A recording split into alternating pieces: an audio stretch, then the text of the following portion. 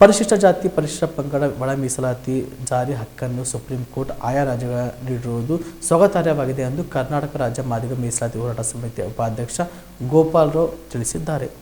ಕಲಬುರಗಿಯಲ್ಲಿ ಸುದ್ದಿಗಾರರೊಂದಿಗೆ ಮಾತನಾಡಿದ ಅವರು, ಕಳೆದ 20 ವರ್ಷಗಳಿಂದ ಆಯಾ ಜನಸಂಖ್ಯೆ ಅನುಗುಣವಾಗಿ ಒಳ ಮೀಸಲಾತಿ ನೀಡಲು ರಾಜ್ಯ ಮಾದಿಗ ಮೀಸಲಾತಿ ಹೋರಾಟ ಸಮಿತಿ ಹೋರಾಟ ಮಾಡುತ್ತಾ ಬಂದಿದ್ದು, ಇದೀಗ ಕರ್ನಾಟಕ ಸರ್ಕಾರ ಆಯೋಗವೊಂದನ್ನು ರಚಿಸಿ ವರದಿ ಸಿದ್ಧಪಡಿಸಿ ಸರ್ಕಾರಕ್ಕೆ ನೀಡಲು ಆದೇಶಿಸಿದೆ ಎಂದು ಗೋಪಾಲ್ ರಾವ್ ಹೇಳಿದರು. ಆಯಾ ರಾಜ್ಯ ಸರ್ಕಾರಗಳಿಗೆ ಇದೆ ಎಂದು ಮಾನ್ಯ ಸುಪ್ರೀಂ ಕೋರ್ಟ್ ಮೊನ್ನೆ ತಾನೇ ಆದೇಶಿಸಿದೆ. ಅದಕ್ಕಾಗಿ ನಾವುಗಳು ಮಾನ್ಯ ಸುಪ್ರೀಂ ಕೋರ್ಟ್ಗೆ ಧನ್ಯವಾದ ಸಲ್ಲಿಸುತ್ತೇವೆ. ಕರ್ನಾಟಕ ರಾಜ್ಯದಲ್ಲಿ ಹಿಂದೆ 20 ವರ್ಷಗಳ ಹಿಂದೆ ಪರಿಶಿಷ್ಟ ಜಾತಿಗಳ ವರ್ಗೀಕರಣ, ಆಯಾ ಜಾತಿಗಳಲ್ಲಿ ಜನಸಂಖ್ಯೆಗೆ ಅನುಗುಣವಾಗಿ ಒಳ ಮೀಸಲಾತಿ ನೀಡಲು ಕರ್ನಾಟಕ ರಾಜ್ಯ ಮಾದಿಗ ಮೀಸಲಾತಿ ಹೋರಾಟ ಸಮಿತಿಯು ನಿರಂತರ ಹೋರಾಟ ನಡೆಸುತ್ತಾ ಮೀಸಲಾತಿಯ ವರ್ಗೀಕರಣಕ್ಕೆ ಒಂದು ಆಯೋಗವನ್ನು ರಚಿಸಲು ಸರ್ಕಾರಕ್ಕೆ ಒತ್ತಾಯಿಸುತ್ತಾ ಸುಮಾರು ವರ್ಷಗಳ ಹೋರಾಟದ ನಂತರ ಮಾನ್ಯ ಕರ್ನಾಟಕ ಸರ್ಕಾರವು ಒಂದು ಆಯೋಗವನ್ನು ನೇಮಿಸಿ ನಿವೃತ್ತ ನ್ಯಾಯಮೂರ್ತಿಗಳನ್ನು ಆಯೋಗದ ಅಧ್ಯಕ್ಷರಾಗಿ ನೇಮಿಸಿ ಸಂಪೂರ್ಣ ವರದಿ ಸಿದ್ಧಪಡಿಸಿ ಸರ್ಕಾರಕ್ಕೆ ನೀಡಲು ಆದೇಶಿಸಿತ್ತು. ಕೆಲವೊಂದು ಅನಿವಾರ್ಯತೆಯಿಂದ ಕೆಲ ನ್ಯಾಯಾಧೀಶರು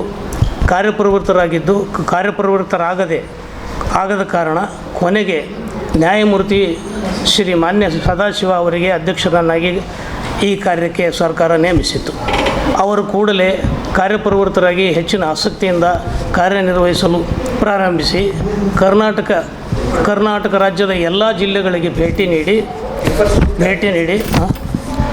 ನೀಡಿ ಪ್ರವಾಸ ಕೈಗೊಂಡು ಪರಿಶಿಷ್ಟ ಜಾತಿ ಜನಾಂಗದ ಹಿರಿಯ ಮುಖಂಡರುಗಳು, ಕರ್ನಾಟಕ ರಾಜ್ಯ ಮಾದಿಗ ಮೀಸಲಾತಿ ಹೋರಾಟ ಸಮಿತಿಯ ಪದಾಧಿಕಾರಿಗಳು, ಎಡ ಹಾಗೂ ಬಲ ಹಾಗೂ ಲಂಬಾಣಿ ಹಾಗೂ ಪಟ್ಟಿಯಲ್ಲಿದ್ದ ಎಲ್ಲ ಜನಾಂಗದ ಮುಖಂಡರನ್ನು ಕರೆಯಿಸಿ ಸಭೆ ನಡೆಸಿ ಜಾತಿವಾರು ಜನಸಂಖ್ಯೆ ನಡೆಸಿ ಹಾಗೂ ಅವರು ಸರ್ಕಾರದ ಮೀಸಲಾತಿ ಪಡೆದು ಸಾಧಿಸಿದ ಅಭಿವೃದ್ಧಿ ಇತರೆ ಎಲ್ಲ ಮಾಹಿತಿಗಳೊಂದಿಗೆ ವರದಿಯನ್ನು ತಯಾರಿಸಿ ಆಗಿನ ಮುಖ್ಯಮಂತ್ರಿಗಳಾದ ಮಾನ್ಯ ಶ್ರೀ ಸದಾನಂದ ಗೌಡ ಅವರಿಗೆ ಸಲ್ಲಿಸಿದರು. ಇದು 20 ವರ್ಷಗಳ ಕರ್ನಾಟಕ ರಾಜ್ಯ ಮಾದಿಗ ಮೀಸಲಾತಿ ಹೋರಾಟ ಸಮಿತಿ ಹಾಗೂ ಮಾದಿಗ ದಂಡೋರ ಸಮಿತಿಗಳ ಹೋರಾಟದ ಕಾರಣ ಸಾಕಾರಗೊಂಡಿದ್ದಾಗಿತ್ತು.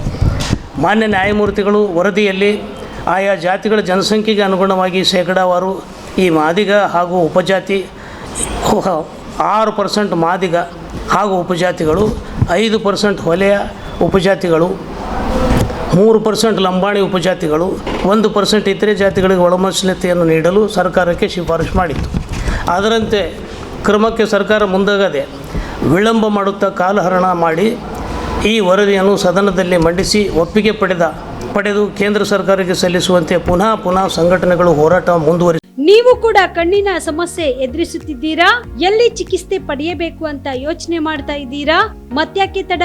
ದೃಷ್ಟಿ ಐ ಆಸ್ಪತ್ರೆ ಕಲಬುರಗಿಗೆ ಭೇಟಿ ನೀಡಿ. ಖ್ಯಾತ ಅನುಭವಿ ವೈದ್ಯರಿಂದ ಕಡಿಮೆ ದರದಲ್ಲಿ ಚಿಕಿತ್ಸೆ, ಕಣ್ಣಿನ ಪರೀಕ್ಷೆ, ಹೊಲಿಗೆ ರಹಿತ ಶಸ್ತ್ರಚಿಕಿತ್ಸೆ, ಪೊರೆ ಆಪರೇಷನ್, ಲೇಸರ್ ಇಂಜೆಕ್ಷನ್ ರಹಿತ ಶಸ್ತ್ರಚಿಕಿತ್ಸೆ, ಸಕ್ಕರೆ ಕಾಯಿಲೆ ಇರುವವರಿಗೆ ಲೇಸರ್ ಚಿಕಿತ್ಸೆ, ದೂರದೃಷ್ಟಿ ದೋಷ ಹಾಗೂ ಸಮೀಪ ದೃಷ್ಟಿ ದೋಷದ ಸಮಸ್ಯೆಗೆ ಸೂಕ್ತ ಪರಿಹಾರ, ಕನ್ನಡಕದ ಸೌಲಭ್ಯ, ಕಾಂಟ್ಯಾಕ್ಟ್ ಲೆನ್ಸ್ ಅಳವಡಿಕೆ, ಇಷ್ಟೆಲ್ಲ ಸೌಲಭ್ಯ ಒಂದೇ ಸೂರಿನಡಿ.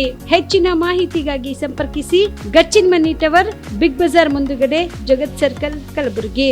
Phone number 7899328915.